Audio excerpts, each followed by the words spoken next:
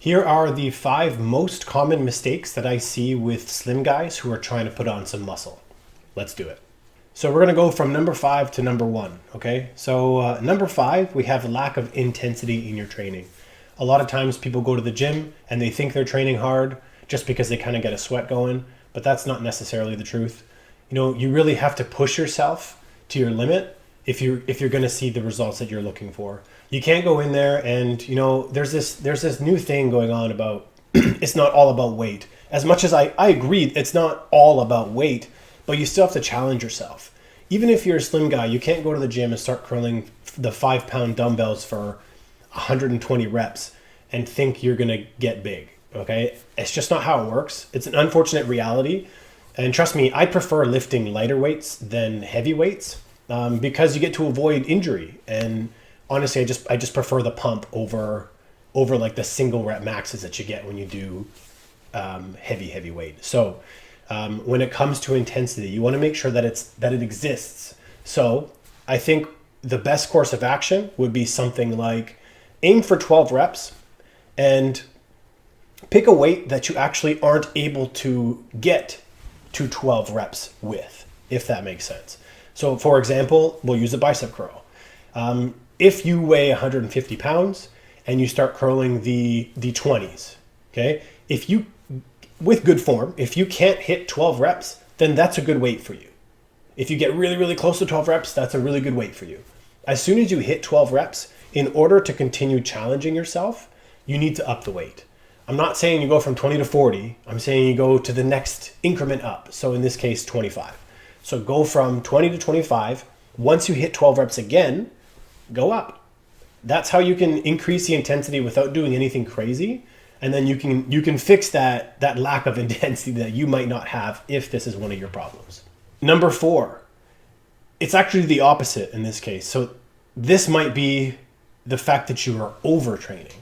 So some people might go into the gym and they go balls to the wall and they think that is the best option.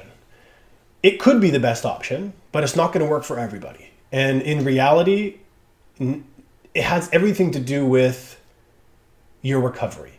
So if you want to go really, really, really hard in the gym, that's fine. But you have to make sure that your recovery is also pushed to its limits, which means you got to sleep well, you got to eat well, you got to take your supplements, you got to do everything perfect if you're going to go balls to the wall. So overtraining really could be what's holding you back from making the progress that you're looking for. Number 3, we have poor form. So, you know, you might be going to the gym thinking you're doing everything right, but in reality, you're letting your other muscles take over for the muscles that you should be working. And again, I'll use the bicep example for this as well. When you're doing a curl, if your elbow is continuously lifting up as you do your curls, then you're actually using some of your shoulder. So you're taking away the effort required from the bicep. And this is a natural thing. Your body always tries to do what's easiest for you to get through whatever it is that you're doing physically. So if you're trying to grow the bicep, you need to take out every other muscle from the exercise. That's when you're doing an isolation workout. So obviously in this case, you're doing a bicep curl. You're not trying to work your shoulders, you're trying to work your biceps. So keep your elbow to your side and keep it stationary. Don't move it. Don't bring it up, don't bring it down. Everything is in the bicep. You're just bringing your arm up and down. You're not moving your elbow. So poor form might really be what's holding you back from making the progress that you want. So be sure to watch some videos on getting good form.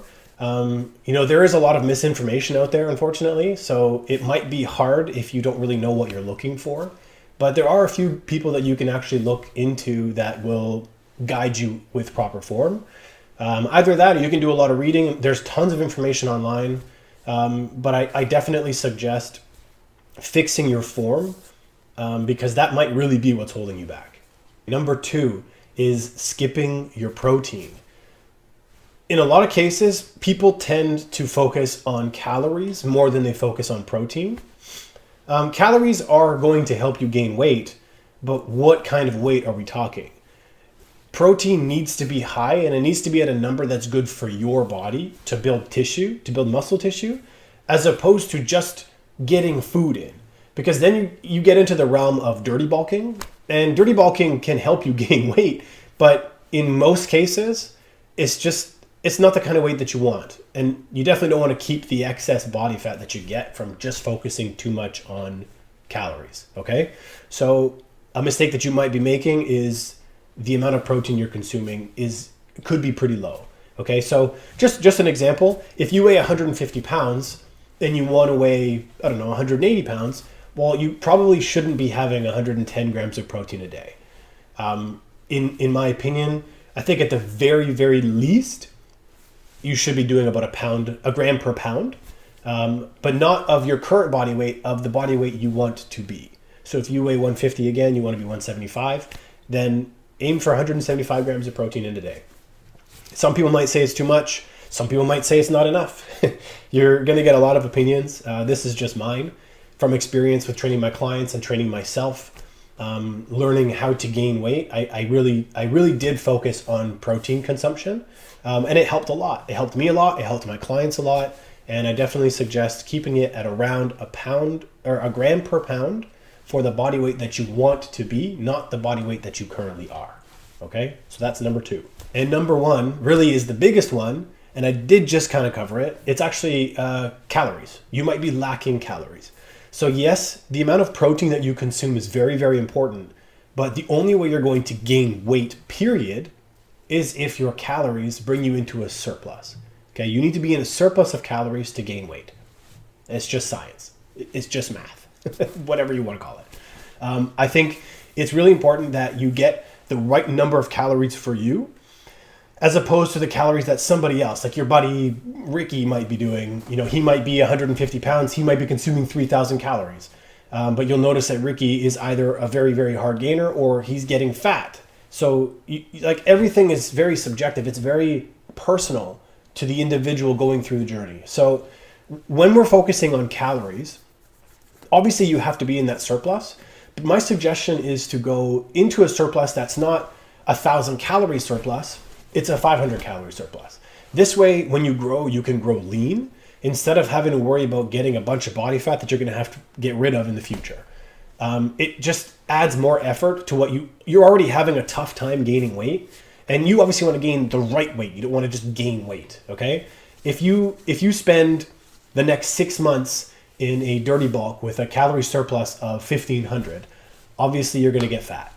And then you're going to have to spend an extra 6 months burning off, or whatever, 3 months, burning off the extra 20 pounds of body fat because you really, really, really want to gain weight. In my opinion, I would much rather, for me and for my clients, I would much rather get you guys to gain weight a little bit slower, but know that it's quality weight, because there's nothing worse than trying to grow to the point, you know, you've been so desperate to get to a certain weight, and then letting yourself just kind of get there but be fat. You know, I don't really see the point in that. I hope you don't see the point in that either. I understand when you're having a difficult time, you'll probably do anything to gain that weight, but I urge you to try and grow lean, because you'll feel better, you'll look better, and overall it's just a better experience when it comes to bulking. So when it comes to calories, you know, the mistake you might be making is you're just not consuming enough, even though you think you are. You might be eating 4 meals a day, 5 meals a day, but the scale hasn't moved at all for the last 3 weeks. So, you know, that means you're not eating enough. As much as you think you are, you're not. So increase the calories, get yourself into about a 500 calorie surplus. I think that's usually a very safe spot to be.